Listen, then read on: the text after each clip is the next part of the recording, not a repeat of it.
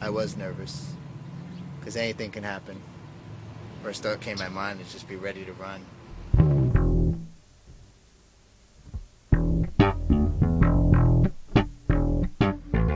My buddy Jason and I got this iPod Touch and we were goofing around with it. It plays music, you can check email, watch Netflix, you can even read books on it. The thing that we were excited about though is that it has two cameras, one in the front and one in the back, and it shoots in high definition. So I was shooting Jason walking around town, getting some funky shots, funny bits, whatever.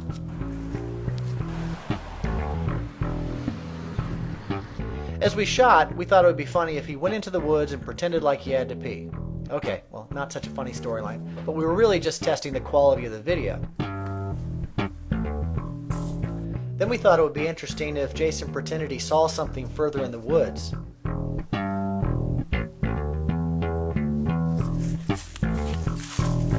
Thing is, we did find something further in the woods, and I decided to keep the iPod Touch recording.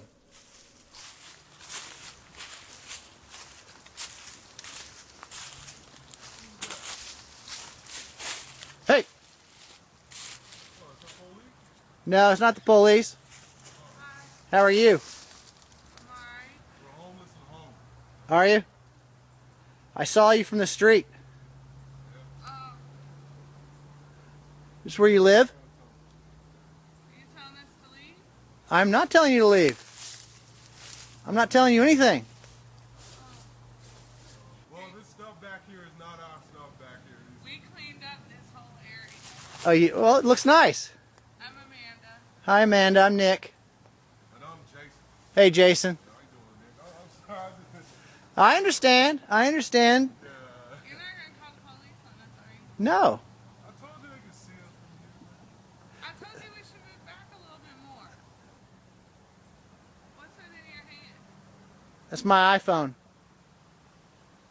You're recording me? Yeah. Why?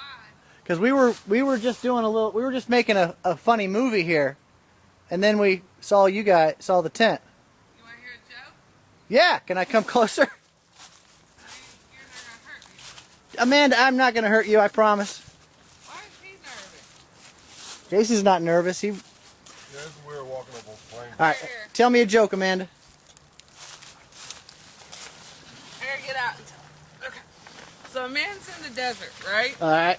He hasn't eaten or drank anything in 3 whole days. He's dragging along, barely alive. And he looks in the distance and he sees palm trees and a lake. He runs up with the last little bit of his energy and he's drinking from the water. He's feeling replenished. All of a sudden he feels a tap on his back. He looks up and it's a cop. Cop says, "Did you not read the sign, son?" The guy says, "What sign?" The cop points off in the distance and there's a sign that says, "No drinking from the Mirage." Get it? Oh, man. You could have done better than that. Joker, really no! sucked, man. They won't let us stay in the shelter together. So Why not? We're male and female. They have a male shelter and they have a female shelter. Oh, so you can't stay together, but you can stay in a shelter. Well, I can't. She can't go to the shelter here. I was here 2 years It's ago. cold. I'm not going to leave her by herself. So I understand. that's the only way. This is the only way we probably can, stay I together. told you we need to move a little bit back. Yeah. So you guys, how long you been homeless? Just a couple months. Tell him the truth. Fine, about a year. She's Really? been homeless since she was 8 years old, man. I've been homeless since I was 14 years old, in and off the street. Real talk, no lie. We don't have too much of a family. I don't have any family. Yeah, we have My mom no actually support lives at in her all. car. And, just how I've been going down, so. We didn't have any I money just for learned how to dinner camp today, this year. so we're playing Really? cards. Yeah, Have you ever that's played hard. Rummy 500? Yeah. Sure. Look at my hand. Oh yeah. Well, don't show it to Jason. You're Jason, I'm a right? beater anyway. Yeah, I'm Jason. That yeah. my friend is also named Jason. Oh, really? Okay. Yeah. And you're... I'm Nick. Nick and Jason. Got it. So it's hard to get a job. It's hard to. If you don't have an address or if you have to use like the shelter address, it is very hard because everybody recognizes the shelter address. And a lot of people stereotype homelessness as either drunks or drug addicts, and me and him are neither one. I don't do nothing. I smoke cigarettes. That's about it. That's all I can do. So, unfortunately, for the few now, statistically speaking, about 65% of the homeless are addicts or became addicts when they were on the street. But for the very few of us that just have an unfortunate life, we don't get any legs up. Like here, under here, we got rubber. Instead of laying on the ground, It keeps it warm. It keeps it a little warm. Like it was snowing a few days ago. And we didn't feel it when you got to shovel around the tent and just soak it. It don't feel like a freezer in here. It can actually freeze. So this is not the greatest thing in the world, but you got to deal with it, man.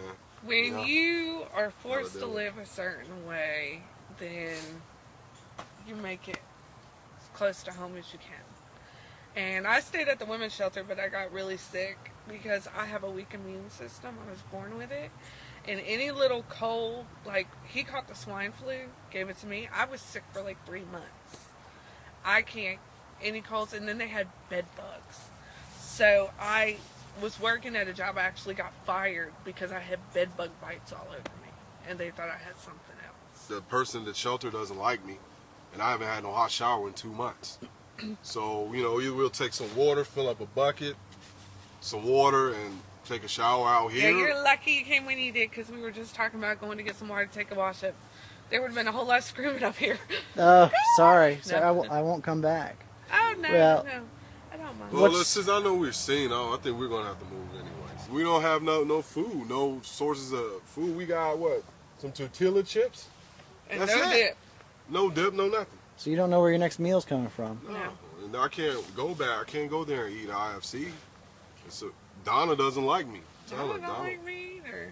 Forget Donna. Well, why do you think she doesn't like you? Donna is, okay, unfortunately this happens a lot. A lot of the workers at the shelter are former homeless people, addicts and whatnot. That is actually a qualification to work there. You have to have been homeless and an addict. Because how can you help someone you've never, understood what they're going through? Right. And so Donna, she used to do the kitchen in the women's shelter, and she used to live there, actually.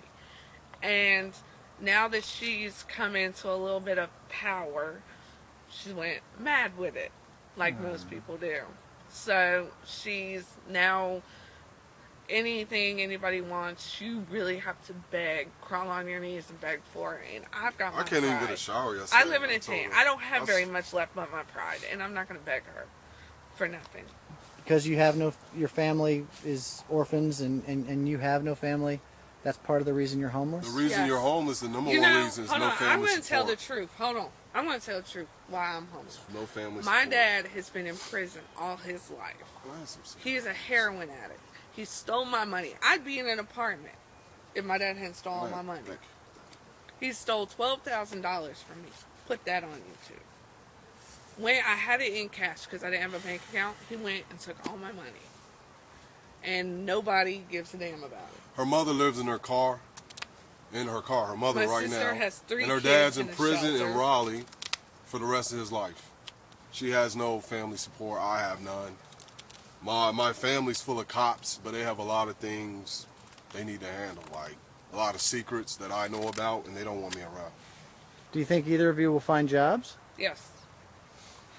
You can't stay down forever.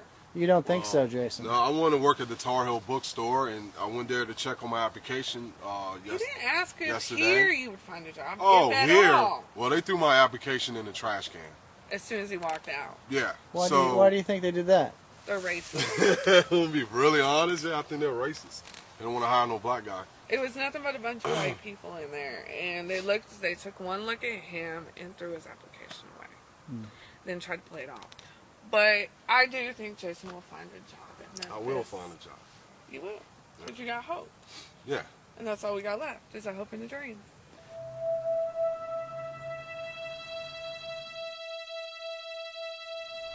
Amanda and Jason are living not 100 feet from the road and pretty close to other houses, yet no one but us has spotted them. After the camera was turned off, Jason told us that Amanda is bipolar, and Amanda thinks she's pregnant. Jason will be going to Memphis to work with a cousin soon, and Amanda's going to stay here, alone, in a tent, in the woods, pregnant.